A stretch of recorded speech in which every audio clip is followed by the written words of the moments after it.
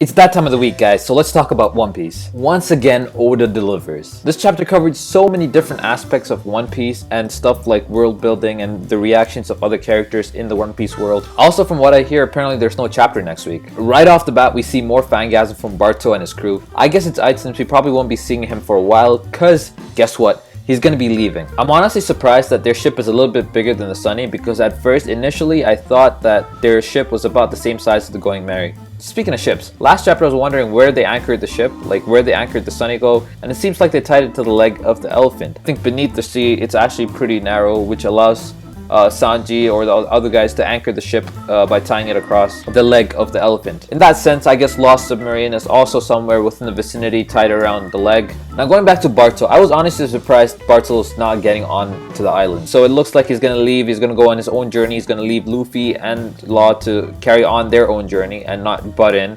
But I thought Oda would use this opportunity to bring in someone from the Minkman tribe as a navigator onto Barto's crew because he has no navigator. So I still worry for their safety because as we saw like last chapter, they are not going to survive in the new world the way they are. They're going to get themselves killed. So unless they find a navigator, they're going to have a tough time. When they all had their hands up with 4 fingers pointing up and their thumb rolled down, I was instantly thinking of the Rabia sign until I read what was coming after, like the 4 signatures. I don't know, maybe Oda had an ulterior motive for this sign. Maybe he's going to foreshadow something that's going to happen in the future. I don't know. But I thought it was something worth noting. Out of everything we've seen, this is probably the first time we've seen Robin consider anything cute.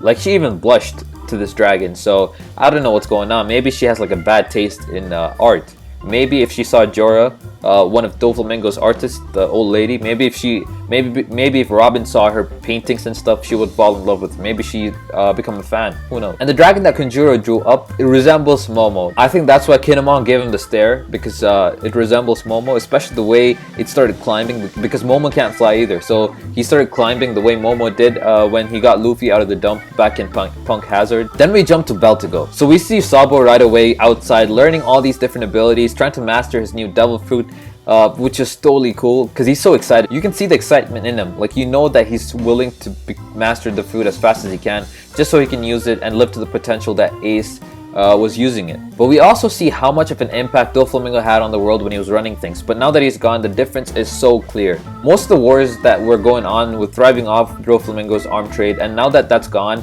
they are simply given up. They can't really carry on anymore because they'd just be losing lives. Like, there's no point in carrying on without Doflamingo's weapons just supporting it. And then Dragon was introduced. The few times we've seen him before, it's always between different meetings. Like, he's walking about, and then he sees the newspaper and then gives a few comments. But this is the first time we've seen him directly head on, read newspapers and give his thoughts about it. The way he mentions the Cypher Pole just indicates that it's not just CPO that's making a comeback. The other Cypher Poles are doing their best to come back as well. So we know that the world government has Cypher Pole agents in different parts of the world, helping out and trying to make things go the way the world government wants it to go. This weapon manufacturing thing they keep talking about will probably lead back to the Kaido's island where X-Drake is stationed. We saw them produce weapons during one of the cover stories with Karibo. I can honestly see people starting a ship train between Robin and Dragon just because he asked how she was doing, and Robin's earlier reaction to the drawn out dragon, who she thought was cute. So definitely, I think people are going to start shipping them together. This big gathering with all the Revolutionary Army leaders is being hyped so much, it's not even funny. Not just that, Koala says they are all so weird and it's just bad to get them together in one place. So I'm expecting them all to be badasses.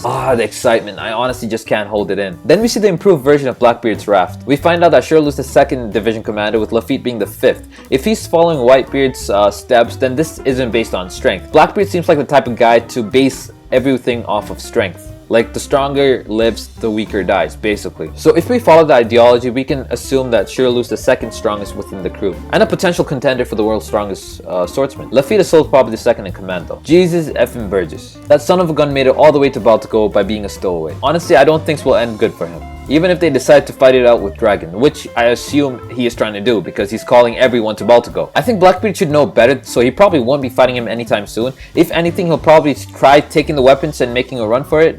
Dragon might even catch his scent before Blackbeard comes all the way to Baltico, since it's in the first half of the Grand Line and may take well over a week to get there. We know Lafitte and Shirley are by Dressrosa because they went to Dressrosa to look for Jesus, but he wasn't there. The reason I think Dragon will find him out is because Sanji, Zoro, and Luffy were able to sense Karibo in the palace, once when he was gonna abduct Shirahoshi, so Dragon's probably even a better master at it than they are. Then we jump over to Buggy. His crew, his Jolly Roger, and himself, they all had a major makeover. He seems to be closer to stealing away Joker's position as having a say in major events going on in the world because he dispatches pirates as mercenaries. Since he's a Shichibukai, his dealings of dispatching pirates into wars is legal, which means no action should be taken against them. We also learned that Hydrodin the Giant and his crew are the top members of Buggy's dispatch army. If he finds out that Luffy's the reason Hydrodin quit, because he did, along with his four men, Buggy is gonna get furious. He wants to know why they quit, but Moji's like, no, it's better if you don't know.